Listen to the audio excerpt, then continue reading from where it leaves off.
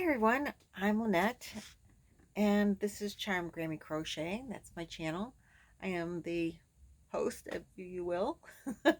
I'd like to thank you all for joining me in my yarn room today.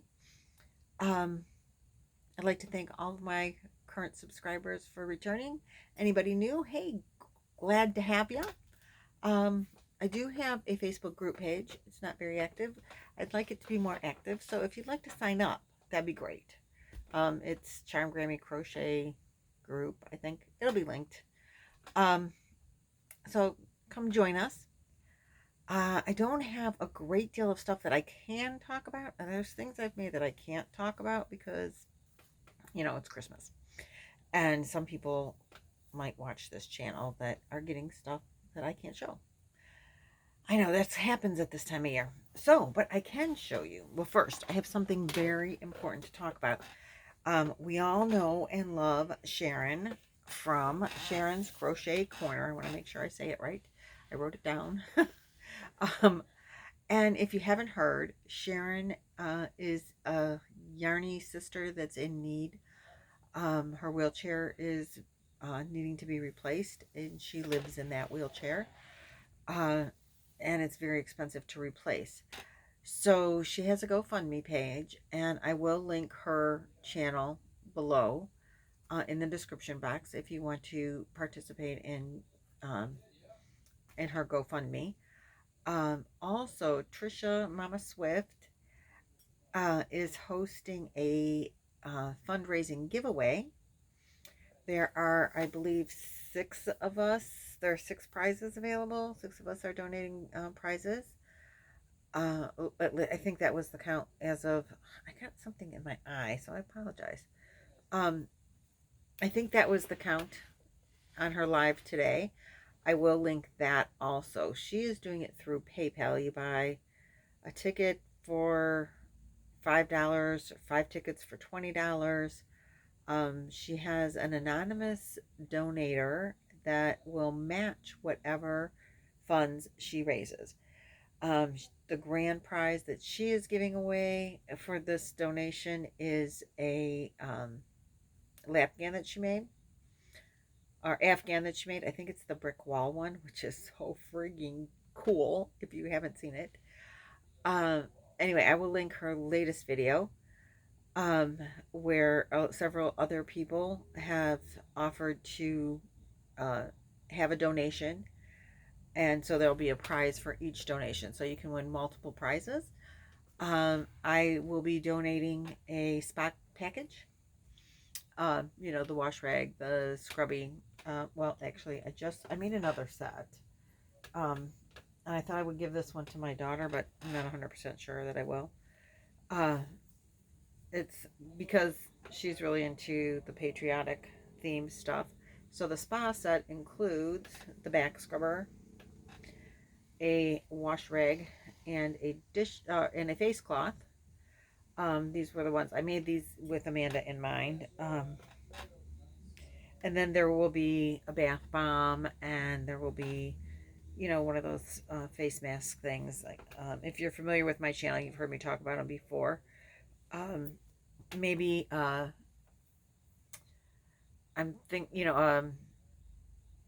a facial. No, sea salt scrub. You don't use that on your face, but that's really nice for your hands. Um, I love them. I use a sea salt scrub all the time. So this is another finished object, so we got that off the list of things I needed to show you. Now I don't have anywhere to put it. Oh, so jammed up. Okay, so anyway, this is all about Sharon and helping Sharon. So I will link Sharon's channel, and I will link Momma Swift's latest. You just go to her PayPal account to purchase tickets. Um, for every $5 you purchase, you'll get one entry, and if you do $20, you'll get 5 entries automatically. You don't actually get a ticket, I don't think. I think it's like names in a hat. Not really 100% sure. Don't quote me on that. So I believe that this is my. I did make some more, which I didn't bring up to show you. Willow squares. I did make some more of those.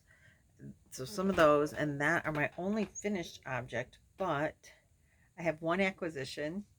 You guys, it's not yarn, but he's so freaking cute. I have to show you. It is a flying unicorn elephant. Oh my god! Seriously, he's adorable, right? I found him in a truck stop on our trip to Florida. And I told my husband, I have got to get this. It's a Kelly's Toys original, which I've never heard of Kelly's Toys, and I don't know if it has it. No, it just has. It's just a to from tag. To me, from me. Isn't he adorable? I have many, many, many elephants, but I do not have a flying unicorn elephant until now. I told my, I'm like usually really picky about what elephants I take now because, I mean, that I'll purchase for myself, because I have so many elephants and I just love them. There's a couple elephants right here. Like there's always an elephant within reach everywhere in my house. I have crocheted elephant. I have this elephant. Where's my crocheted elephant? Oh, one thing's got tumbled. He got moved. I think he's behind the sign. Sorry. That was gifted to me. And anyway, this is my first flying elephant unicorn. Unicorn elephant. Flying unicorn elephant. Whatever. Isn't it adorable? I had to buy it. So I did. So that's the newest addition to the elephant family. I did, so that's my only acquisition that I can show. I bought some other stuff today, but I can't show that either. I do have an eyelash in my eye. It's driving me crazy. I'm really sorry. I do have Happy Mail. I got, oh, I don't want to show any addresses. Okay. I did get Happy Mail, 2 Happy Mails, both from Rosalie Yarn It Out. So I don't know if she put me on her list twice or what. I haven't opened them. So we'll see what's in here.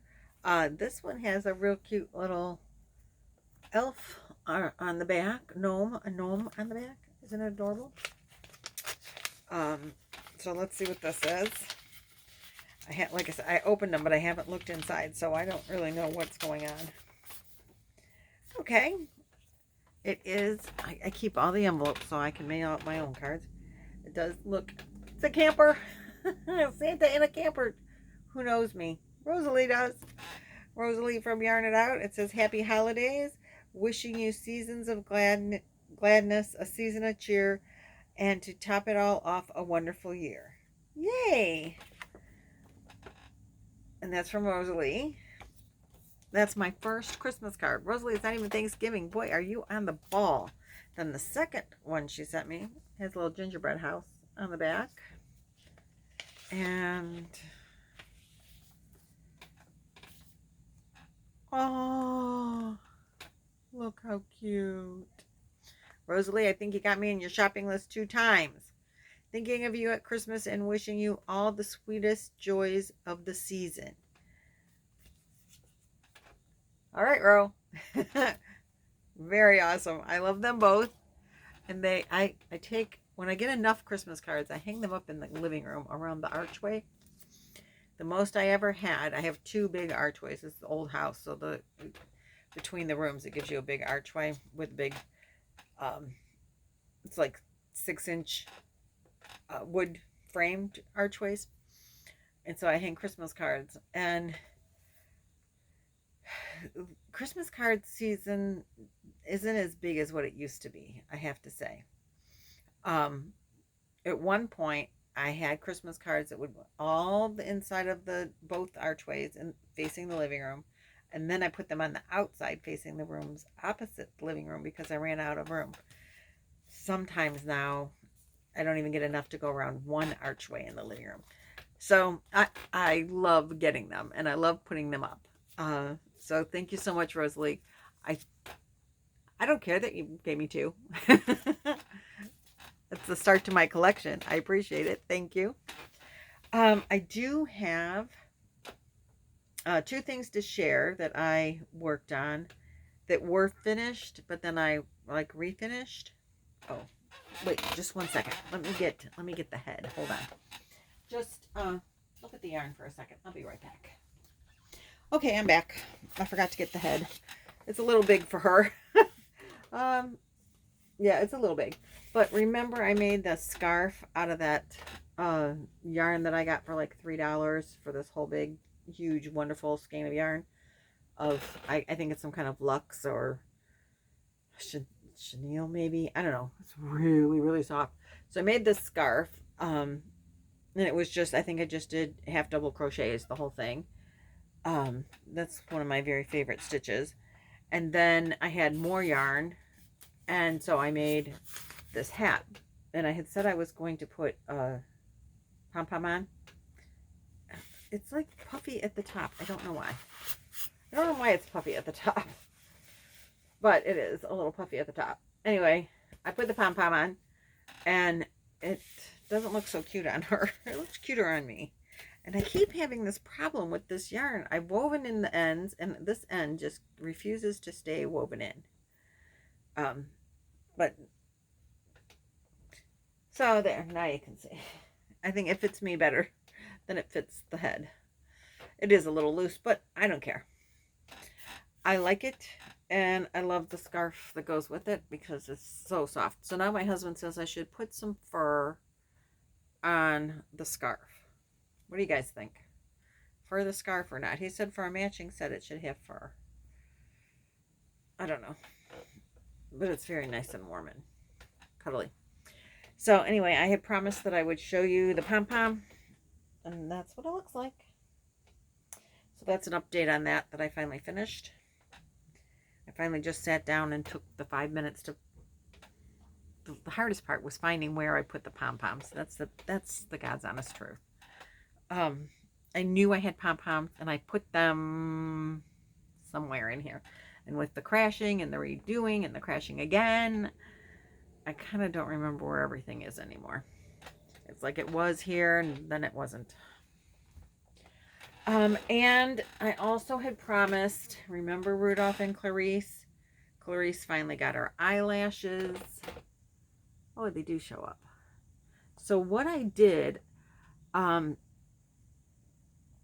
did not order eyes that came with eyelashes. Apparently you can do that, which I didn't know. And these are just, I bought these off Amazon, just, you know, generically ordered a kit with a bunch of different size eyes in it. And none of them had eyelashes, but I thought Clarice needed them because Rudolph is hiding back there. Rudolph doesn't have any, and Clarice in the cartoon does. So I wanted her to have eyelashes, and I looked and looked, and I couldn't find any eyelash, like doll-sized eyelashes. So I bought a set of regular eyelashes from the beauty department, you know, at Drug Mart or whatever. And I used one, and I cut it in half. And I think she looks fine. I didn't do a very good halvesy job. One has more eyelash on it than the other, but she still looks good. If they fall off, I have a spare. So that's going in the yarn drawer for spare eyelashes. So Clarice looks pretty good now. I was thinking maybe putting a little blush on her cheeks. What do you think? I'm like on that. I've seen people do that on stuffed animals before, but I think she kind of looks okay. So there's Clarice with eyelashes. It worked out pretty well. Then I had one more thing I wanted to show you, just because I talked about this way long time ago. If you're were in my like very first videos, if you saw those, you would have seen this in another form. But my mother, she liked to Swedish weave. She was a Swedish weaver. She made blankets quite frequently. She made one for all of her kids. She made one for all the grandkids, until she got sick. And when I was at her place in Florida, I found the one that she had made for herself in Florida. And I didn't want to leave it there. I wanted to bring it home for her husband. But I decided before he got it, I would show it to you. So I'm really not... I don't really know how you Swedish weave. I don't know the tools you use completely. But this is like a lapgan. I know that you start with this fabric. and it's called monk cloth. And she used to be able to get it in different colors, and then she found it really hard to find it. Um, and so she was using it very sparingly because she couldn't find the monk cloth. At first, when she first started Swedish weaving, it was plentiful and it was very inexpensive in Florida. But she had a hard time finding it here up north in Ohio. So she would stock up when she was in Florida, and after a couple of years, she was having a hard time finding it in Florida even. So I don't know if they don't sell it anymore. And now it's been a few years. You know, my mom's been gone for 4 years now, so she didn't Swedish weave for, I'm sure, the last year of her life. So it's been at least 5 years since I've known anybody that did any of this. So you take the monk cloth. This is all I know about it. And it's like a grid. It looks like a graph almost. It's woven. I hope you can see that. I got it in front of my face, so now I can't see. And then you take your yarn, and I don't know, it looks like she probably could have just used a darning needle, but I don't think that's what she did. I think there was more to it than just a darning needle. But you get a pattern, and then so it's kind of like weaving and embroidery at the same time. You kind of get a length of yarn, and you put it through the little graph things, and then you turn when you get to the other side, you know, to the end. Like she didn't always have to weave in ends, but because sometimes she would, you know, just turn her work and go down the other side. I do know that. But then a lot of times she had strings hanging off, but on the monk cloth you just turn your ends over and sew them. Then she'd put it on a sewing machine and sew a hem. And so any ends that she did have just got sewn in. So that's an easy one. Then she just cut them off. So that's an easy way to get rid of your ends. You don't even have to sew them in. You don't weave them in. You physically sew them in with the machine. And so that's how you do the one end of it is, the side seams. You actually seam. And then the other ends, you just fringe. So you just take this grid stuff here and you pick it and pull it, which I'm not going to do because it would fray more, So anyway, I just thought you guys might be interested in seeing the Swedish weaving. I don't know if any of my subscribers do Swedish weaving. I can't say it now. But if you do, I would love to see some of the work that you've done. As I said before, I do have a Facebook group page. Just go on over there and post some pictures of things that you've made because it's a really unique craft. I'm really sorry now that I didn't pay more attention to it when my mother was alive and could introduce me to it more. I know that, like my oldest granddaughter, she made her a blanket and she put her name in it, because you can just put in any design that you want, or you can follow a pattern. And so I know Chloe has one with her name and sewn into it. I don't know if any of the other grandkids had them with their names in it. Maybe she wasn't doing it anymore, even when they were, because after a while it got where she had a hard time finding the monk cloth, and then the monk cloth got expensive when you can't find it anymore. So she was very, I think she made them for all my granddaughters, but I'm not sure that the last two even got one, because I don't know if she could find the monk cloth. But I think I've seen it in Joann's one time recently, kind of recently. Anyway, that is my blanket that I wanted to show you, my new acquisition, and most important, don't forget to click over to Sharon's, if you can, I will have the links below to Sharon's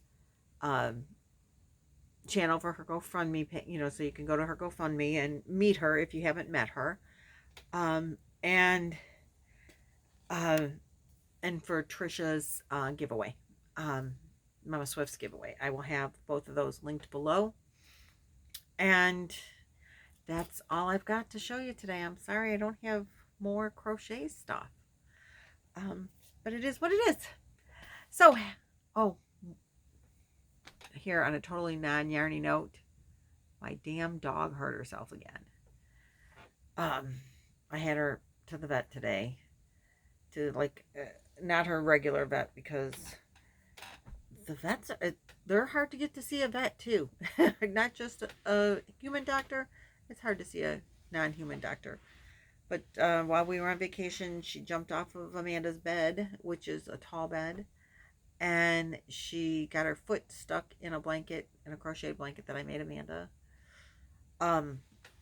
Anyway, she got her foot stuck in it, and she tore her ACL. So they're hoping that because she's old and not very active anymore, her lack of use will be a good thing. With some anti-inflammatories and a lot of rest, she's not allowed to do the stairs. So we have to carry her to go outside. We have to carry her. Not allowed to jump on and off the furniture or on and off a bed, which is going to be a real problem tonight because she sleeps with us. And sometimes she gets hot and she jumps down. And we have to she has stairs on the side of the bed. And she has stairs that go to the couch. Well, we took those stairs away, so she won't be able to get up on the bed by herself. And hopefully she won't try to jump down. I'll put her up there when I go to bed. And then she's got to sleep on her pillow on the floor, because she's not supposed to jump off the furniture either.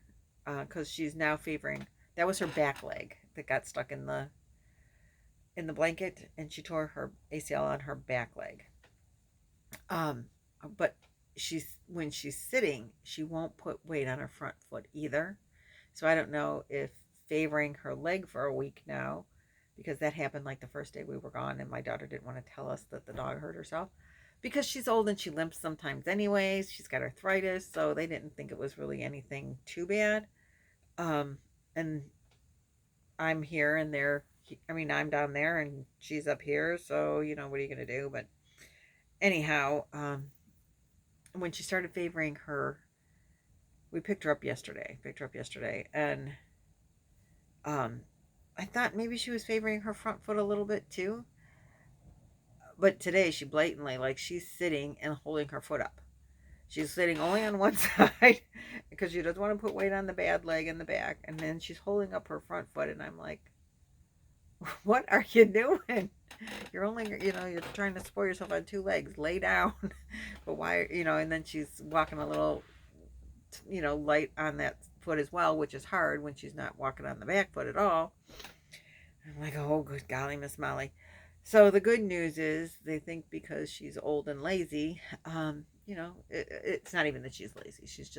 She's old and she doesn't play much, and she lays around a great deal, and she sleeps a great deal. So they're hoping that that'll be beneficial to her, and that within the next 2 or 3 weeks she can pretty much heal that ACL, as long as she takes it easy, which is her normal lifestyle, other than going up the stairs to go on the couch or to go on the bed. And to go upstairs to go to bed, because we do sleep on the second floor. So we'll have to be carrying her up and down those stairs, which I don't do stairs very well myself because I need a shot in my knee. So carrying her down those stairs I think we'll just sit on my butt and go down that way, because I go down 1 foot at a time as it is. So carrying the dog is just going to be harder. But you do what you do when you're the dog's mom, right? So anyway, say a little prayer for Lacey, and hopefully her foot will get better and her knee will get better and she'll be okay. I don't want her to be in any pain. So they did give her anti-inflammatories, which means that she'll probably be knocked out for a while. Like 10 days. So 10 days out of 2 weeks of taking it easy shouldn't be too bad if you're on anti-inflammatories and they knock you out. I wonder how much weight she'll lose this time. The last time they put her on some kind of medication that makes you drowsy, she didn't hardly eat for 2 weeks. Dogs. Gotta love them. So anyway, that's all I have for you today. Thanks for watching. Thanks for sharing and commenting and subscribing. And pushing that little subscribe button is very helpful. And I'll talk to you later. Bye.